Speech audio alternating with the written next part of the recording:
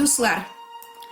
Аллаһы сүзеннән кабул иткән рухи нәсихәтләрем аша, Раббы үзенең мәрхәмәте белән кагылып, аның фатихаларын сезгә дә мул итеп яудырсын иде. Миндә тәкәбберлек юк, әнә фәлән кеше ул тәкәббер диләр кайберәүләр. Тәкәбберлек ул бит мактануларда, масаеп сөйләшүдә, борыныңны шүйеп, кешеләргә өстән карап йөрүдә генә түгел. Шибәрлекләреннән яки байлыкларыннан борыннарын күккә шүйеп, кылтайып йөрүче, мактанып сөйләшүчеләр, үзләрен эре тотучылар, менә шулар тәкәббер. Ә минем шибәрлегем дә, байлыгым да булмагач, мин нинди тәкәббер булыйм? Юк, мин тәкәббер түгел, дип исәпле идем мин дә. Алла күзгесенә карагач, мин үземнең әйбәт кеше булмавымны гына түгел, Ходай каршында тамукка гына лаеклы, яраксыз, явыз, тәкәббер кеше икәнемне күрдем. Хәзер мин үземдә тәкәбберлекнең сыйфатларын көн сайын һәм бик күп күрәм. Мәсәлән, үпкә дигән нәрсә һәрберебездә дә туарга гына тормыймы?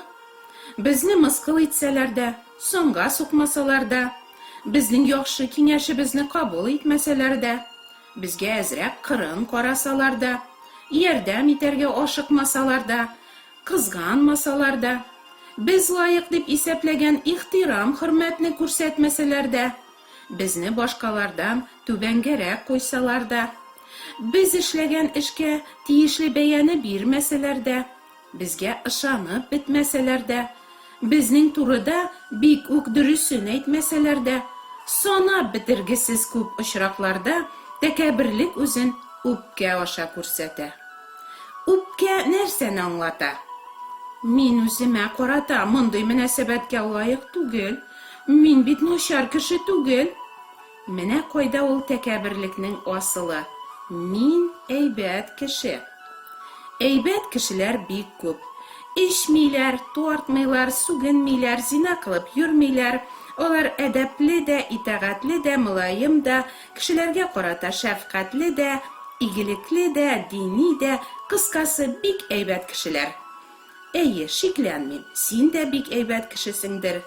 Ләкин Раббыдан күңел күзләребезне ачуын сорап, аның рухи күзгесенә карасак, үзебезнең буйсынырга яратмаучы, үпкәчел, усал, ачулы, үчле, мактауны яратучы, ләззәт сөюче, иң башта үз файдабызны гына эзләүче тәкәббер кешеләр икәнебезне ачык күрербез.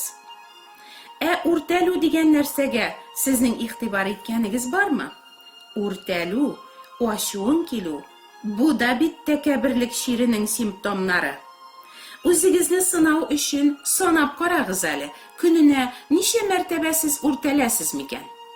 Әгәр сез Аллаһы каршында ихлас җавап бирергә теләсәгез, былай диярсез: мин якыннарыма, бигрәк тә өйдәгеләремә көн сайын һәм күп тапкырлар үртәләм икән. Якыныңа үртәлү, ачуын килү, нәкъ аны яратмауның ачык билгеләре инде. Еш үртәлүче, ачуланырга гына торучы кешеләр турында Сөләйман пәйгамбәр аша Аллаһы менә нәрсә ди: ачулы кеше ызгыш талаш чыгарыр, дуамал кеше күп гөнаһлар эшләр. Ахмак кеше ишендәге ачуын капыл тышка чыгарыр, зирәк кеше ачуын тыеп торыр. Канәгатьсезлек тәкәбберлекнең иң юан тамырларыннан берсе икәнен шулай ук миңа Алла сүзе изге язма ачты. Күпме канәгатьсезлек күрсәтәбез без.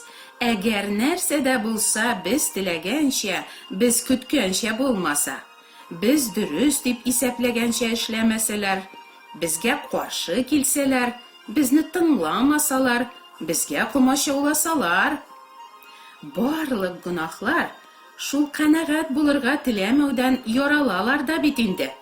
Бигрәк тә без хатын-кызларга тегеләй дә ярамый, былай да ярамый, безнеңчә генә булсын. Без бит иребездән акыллырак. Ничек яратабыз без ирләребезне төзәтергә, өйрәтергә, кисәтү ясарга, тәнкыйтьләргә, бигрәк тә башка кешеләр алдында. Аны кимсетү, хәтта битереп ташлау өчен. Ничек төзәтмисең инде, аныңча дөрес булмагач? Ничек өйрәтмисең инде аны, диярсез сез. Әйе, әгәр безнеңчә булса, яхшырак та, дөресрәк тә буласына без әлбәттә шикләнмибез. Шулай да булсын ди. Ләкин нәтиҗәдә үзегез дә беләсездер. Иребезне төзәтеп, өйрәтеп кенә торуларыбыз аның ачуын гына китерә һәм тагын да ныграк тискәреләндерә генә бит.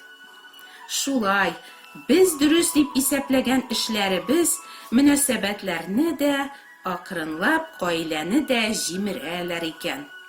Бер-беребезне күреп туймастай булып өйләнешкән кешеләр озакламый инде бер-беребезне күрергә дә теләми башлыйбыз. Читләшү, нәфрәт, үч, булар да тәкәберлекнең ачы җимешләре. Тәкәберлегебез аркасында нинди генә юньсез, ахмак, явыз уйлар узмый безнең баштан. Әлдә башкалар күрми безнең бар уйларыбызны. Бит ул уйларның һәрберсе Аллаһыга билгеле. Көнчелек, ялган, хөкем итү, гаепләү, хурлау, фаш итүне, тәнкыйтьне кабул итмәү, өйрәткәнне яратмау, үз-үзеңнән бик канәгать булу, буйсынырга теләмәү, икейөзлелек һәм башка гөнаһларның анасы да шул ук тәкәберлек. Әйтче, дустым, синдә бу гөнаһларның берсе дә юкмы? Әгәр син ялганны кире кагып, ихлас тәүбәгә беренче адымны ясарга теләсәң, мин дә җирәнгеч гөнаһлар кылып яшәүче тәкәбер кеше икәнмен дип әйтерсең. Инде менә фәлән кеше чыннан да тәкәбер, мин аның чаклы ук тәкәбер түгелмен дип уйлыйсың икән. Ул чакта син үзеңне ул кешедән яхшыракка санап, никадәр тәкәберләнүеңне әле хәтта аңламыйсың да.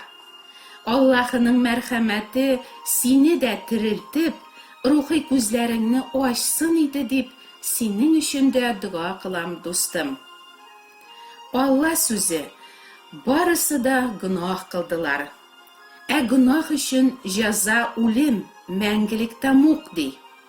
Шуңа күрә Раббы хәзер бөтен җирдәге барлык кешеләргә тәүбә итәргә әмер бирә.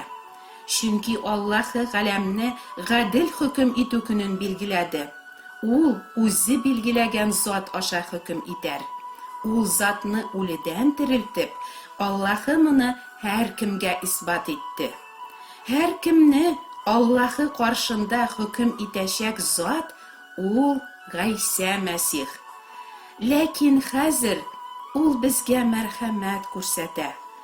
Безнең гөнаһларны үз өстенә алып, Гайса безнең урынга үлемгә тапшырылган. Һәм безне аклар өчен Аллаһы аны үледән терелткән. Аңа ышанучы һичкем оятка калмаячак. Чөнки Аллаһы Гайса кылган эш хакына тәүбә итеп Раббыга борылучы һәр кемнең гөнаһларын кичерә, аңа мәңгелек тормыш бирә. Аллаһының һәр кешегә тәкъдим иткән мәрхәмәте бу. Дусларым, мәрхәмәт капкалары ачык чакта. Ышаныгыз Аллаһының вәгъдәләренә. Ул бит һичкайчан ялган вәгъдәләр бирми. Ходай насип итсә, алдагы чыгышымда сезгә бер бик яхшы кешенең дуасы турында сөйләргә телим. Раббы сезне дә, якыннарыгызны да фатихаласын. Амин.